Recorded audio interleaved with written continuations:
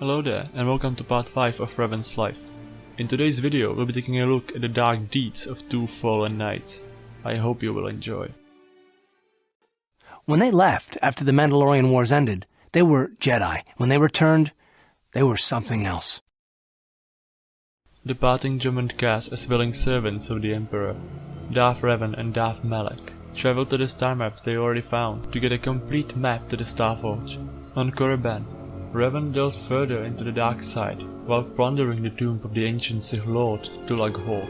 They eventually found the star map in the tomb of Naga Sadow.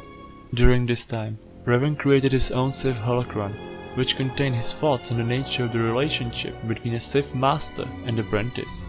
This holocron would play a significant role almost 2000 years later in the life of yet another aspiring Sith. By 3959 BBY, using information from the 4 star maps, Revan and Malak were able to triangulate the location of the Starforge in an unknown system that would later be named Lehorn.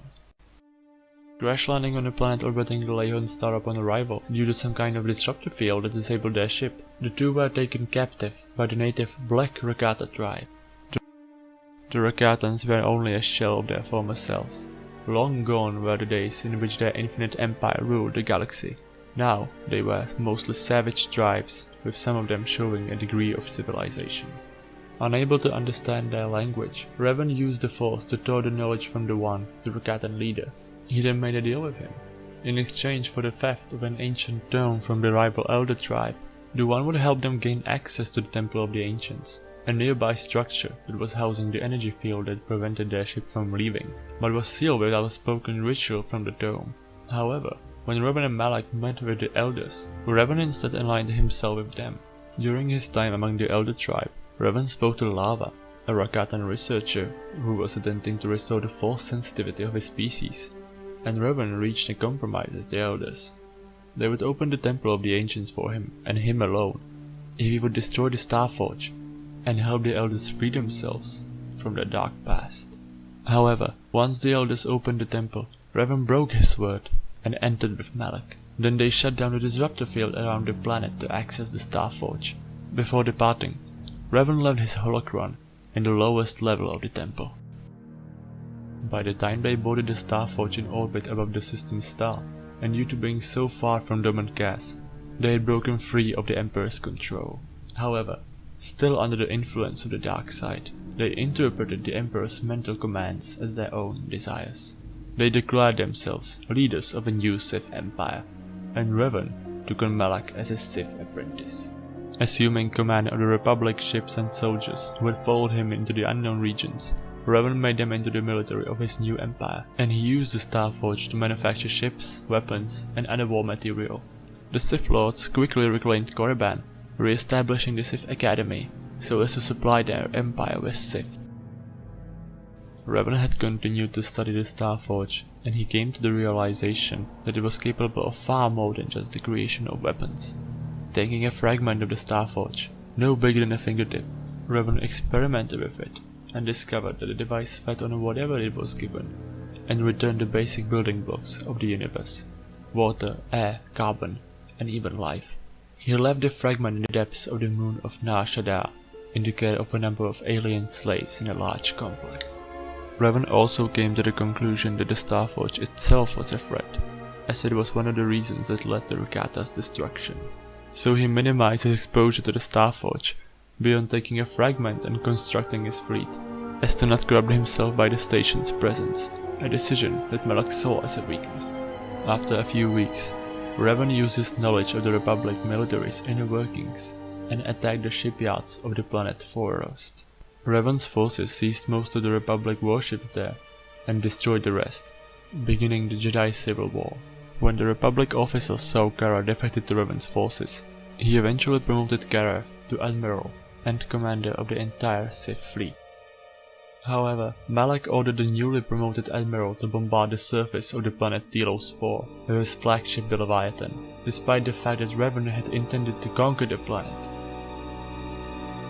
During the war, Revan ordered the assassination of a number of political figures, It was his intention to leave the Republic's economy and military functionally intact, so that he could rebuild a stronger republic and confront the mysterious threat he remembered in the unknown regions.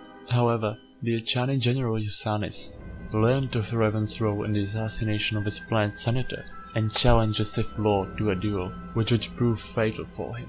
Not long after the Battle of Forest, Revan entered into a partnership with the Zerka Corporation, offering them a trade monopoly within the territory of his empire in return for logistical and economic support. With Revan's support, Zerka established their regional headquarters in the colony of Dreshdei on Korriban, near the Sith Academy.